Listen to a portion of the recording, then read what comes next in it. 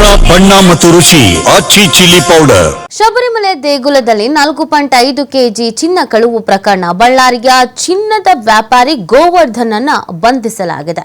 Kerala gazette ಅಧಿಕಾರಿಗಳಿಂದ ಗೋವರ್ಧನ್ ಅನ್ನ ಬಂಧಿಸಲಾಗಿದೆ. ಉನ್ನಿಕೃಷ್ಣನಿಂದ ಚಿನ್ನ ಖರೀದಿಯ ಆರೋಪ ಹಿನ್ನೆಲೆಯಲ್ಲಿ ಬಂಧನ ಮಾಡಲಾಗಿದೆ. ಚಿನ್ನ ಕಳುವು ಪ್ರಕರಣದ ಪ್ರಮುಖ ಆರೋಪಿ ಉನ್ನಿಕೃಷ್ಣ. ಚಿನ್ನ ಕಳುವು ಪ್ರಕರಣದಲ್ಲಿ ಬಂಧಿತರ ಸಂಖ್ಯೆ ಈ ಮುಖಾಂತರವಾಗಿ 9ಕ್ಕೆ ಏರಿಕೆ ಆಗ್ತಾ ಇದೆ ಅನ್ನೋದು ಗೊತ್ತಾಗ್ತಾ ಇದೆ. ಸೊ ತನಿಖೆನ ಮಾಡ್ಕೊಂಡು ಬರಲಾಗ್ತಾ ಇತ್ತು. ಈ ಪ್ರಕರಣದಲ್ಲಿ ಯಾರ್ಯಾರ ಕೈವಾಡ ಇದೆ ಮತ್ತು ಅನುಮಾನ ಇದೆ ಅವರೆಲ್ಲರನ್ನ ಕೂಡ ಬಂಧಿಸಲಾಗ್ತಾ ಇದೆ. ಅದೇ ರೀತಿಯಾಗಿ ಇದೀಗ ಬಳ್ಳಾರಿ ಚಿನ್ನದ ವ್ಯಾಪಾರಿ ಗೋವರ್ಧನ್ ಅನ್ನ ಕೂಡ ಬಂಧಿಸಲಾಗಿದೆ.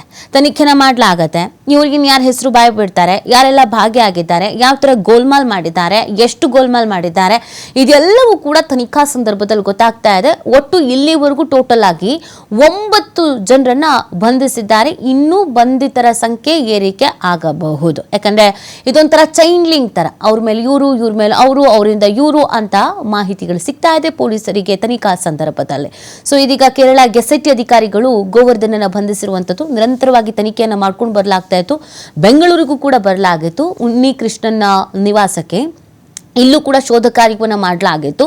ಅದರಂತೆಗೆ ಕೆಲವರನ್ನ ಇದೀಗ ವಶಕ್ಕೆ ಪಡ್ಕೊಂಡು ವಿಚಾರಣೆಯನ್ನ ಕೂಡ ಮಾಡಲಾಗ್ತಾ ಇದೆ. ಕೆಲವರನ್ನ ಬಂಧಿಸಿದ್ದಾರೆ.